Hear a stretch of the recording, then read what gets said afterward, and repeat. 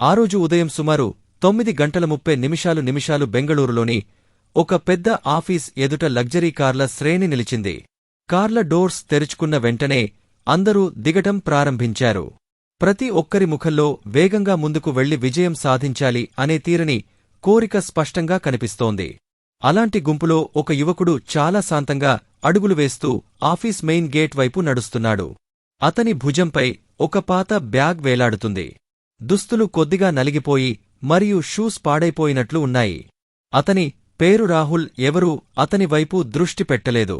ఎందుకంటే అందరి చూపుల్లో అతను ఒక సాధారణ ఉద్యోగి మాత్రమే కాని నిజానికి రాహుల్ సాధారణ వ్యక్తి కాదు. అతని ఆ కంపెనీ యొక్క నిజమైన వారసుడు మరియు భవిష్యత్తు యజమాని. విదేశాల్లో చదువు పూర్తిచేసి ఇటీవలే భారతదేశానికి తిరిగి వచ్చాడు.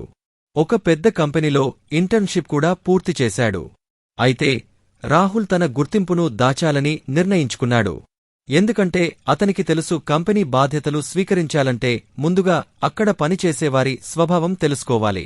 ఎవరు నిజాయితీగా ఉన్నారో, ఎవరు దొంగ పనులు చేస్తున్నారో, ఎవరు అధికార గర్వంలో మానవత్వాన్ని మర్చిపోయారో అర్థం చేసుకోవాలని ఉద్దేశంతోనే అతను ఒక సాధారణ ఉద్యోగ వేషం ధరించాడు.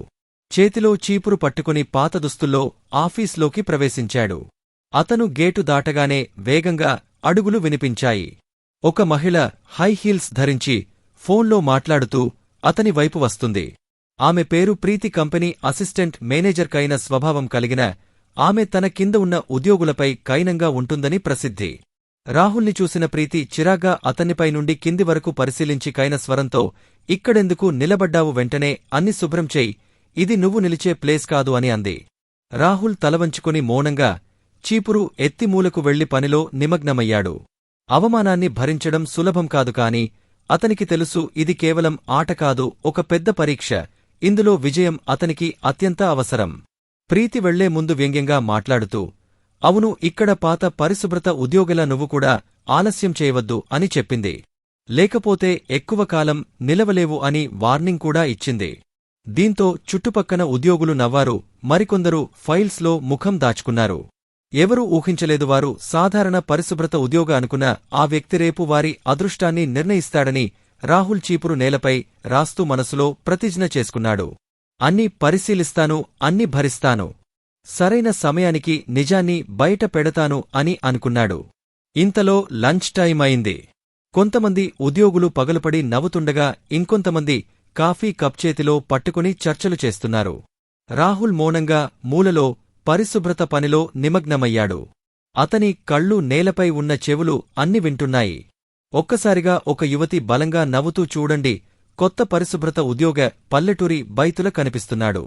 జీవితంలో ఇదే మొదటిసారి పెద్ద ఆఫీస్లోకి వచ్చాడట అంది.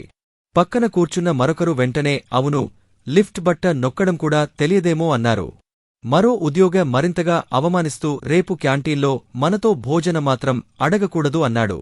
నవ్వులు గదిలో మారుమోగాయి. వాతావరణం గర్వం ద్వేషంతో నిండిపోయింది. కాని రాహుల్ తల పైకెత్తలేదు. అతని ముఖంలో ఒక చిన్న చిరునవ్వు. మనసులో ప్రతి ముఖాన్ని గుర్తుపెట్టుకుంటూ ఎవరి నైసం ఎలా ఉందో గమనిస్తున్నాడు.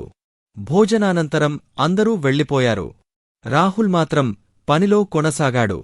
తనలో కోపం బురకలెత్తిన శాంతంగా ఉండాలని నిర్ణయం తీసుకున్నాడు.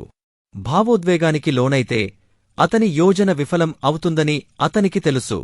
సాయంత్రం కావచ్చింది. ఇంతలో ఆఫీస్ వెలుపల ఒక లగ్జరీ కార్ ఆగింది. రాహుల్ దూరం నుంచి చూశాడు. ప్రీతి ఫోన్లో మాట్లాడుతూ కార్లోకి ఎక్కుతుంది. ఆమె ముఖంలో గర్వం, అహంకారం స్పష్టంగా కనిపిస్తున్నాయి. ఫోన్లో ఆమె మాటలు రాహుల్ చెవికి చేరాయి. హనీ, రేపు రాత్రి ఎక్కడికైనా 5 స్టార్ రెస్టారెంట్కి తీసుకెళ్ళు, చీఫ్ కేఫ్లకి నేను రాను అంది. ఆ దృశ్యం చూడగానే రాహుల్ మనసులో ఒకే ఆలోచన, ఈ అహంకారం ఎక్కువ కాలం నిలవదు అని. అధికారం, పదవులు మనుషులను రక్షించలేవు. ఏదో ఒకరోజు నిజం బయటకు వస్తుంది. తర్వాత రాహుల్ శాంతంగా ఆఫీస్ నుండి బయలుదేరాడు. చల్లటిగాలి అతని అలసన శరీరాన్ని తాకింది. కాని అతని కళ్లలో స్థిరమైన సంకల్పం ఉంది. మరుసటిరోజు ఆఫీస్లో ఒక ఆట ప్రారంభమైంది.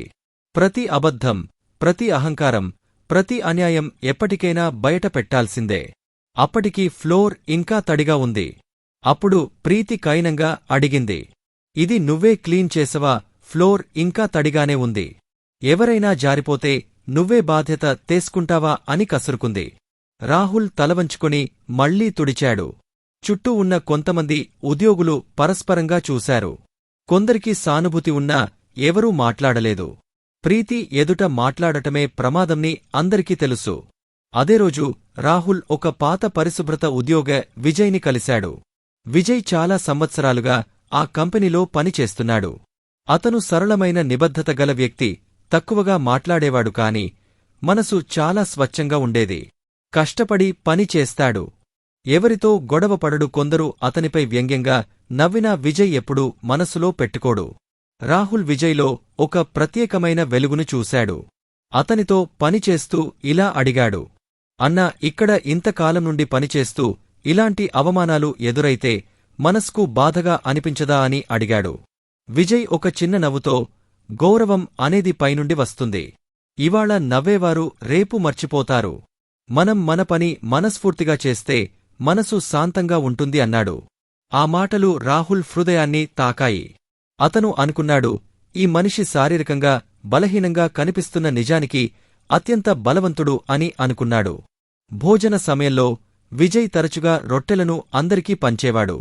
ఒకరోజు రాహుల్కి తన రొట్టెలో అరొట్టె ఇస్తూ, తీసుకో బిడ్డ, నువ్వు తిను, నాకు ఈ ముక్క సరిపోతుంది.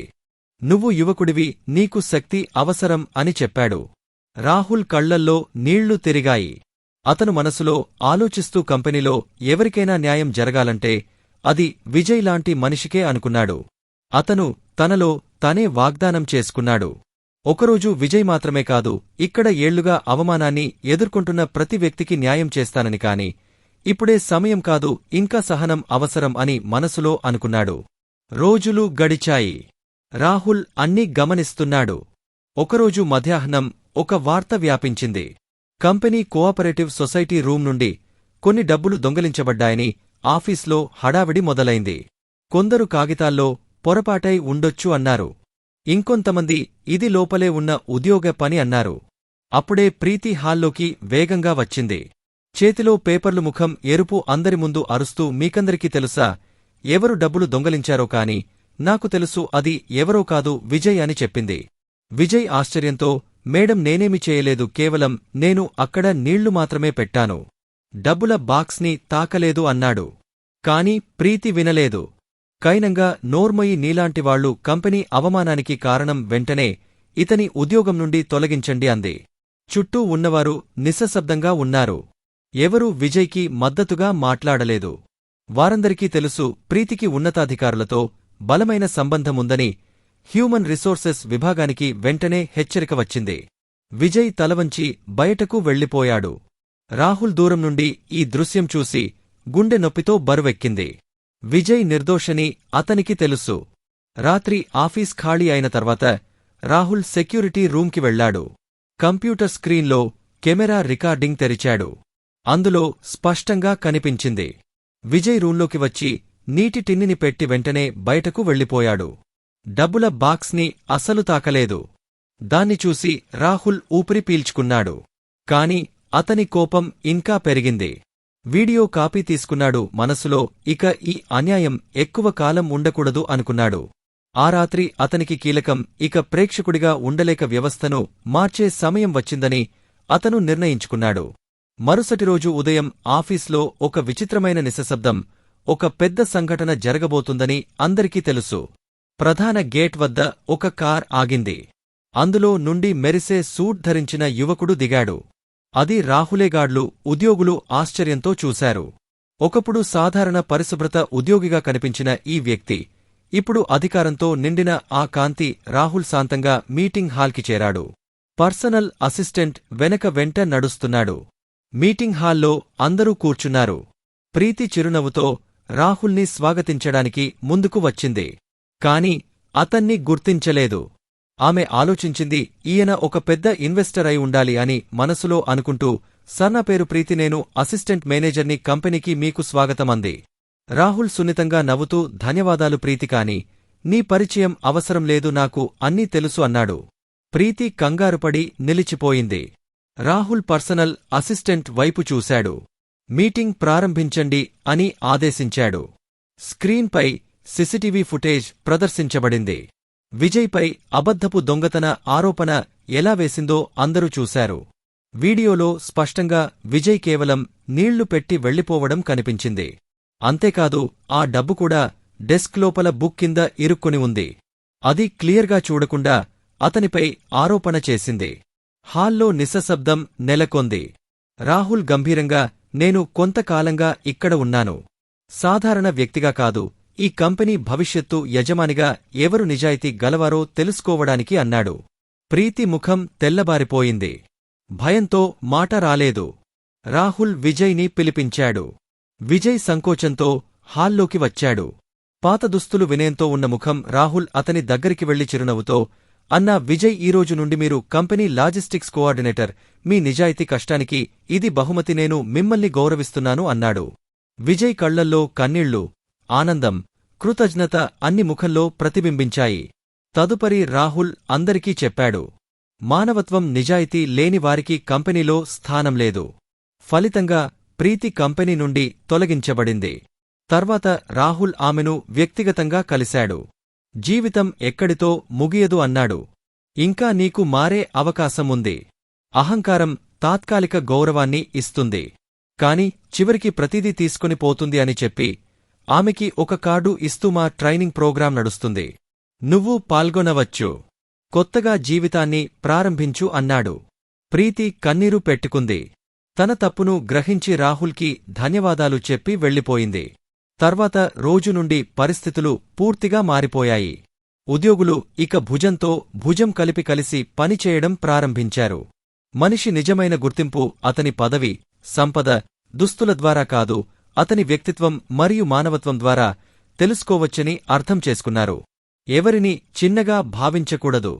ఎందుకంటే ఎవరికీ తెలియని ప్రతిభ లేదా మహిమ వారిలో ఉండొచ్చు. ఇది ఫ్రెండ్స్ ఈరోజు వీడియో. ఈ స్టోరీ మీకు నచ్చినట్లయితే లైక్ చేసి మా ఛానల్ని సబ్స్క్రైబ్ చేయడం మర్చిపోకండి. Thanks for watching.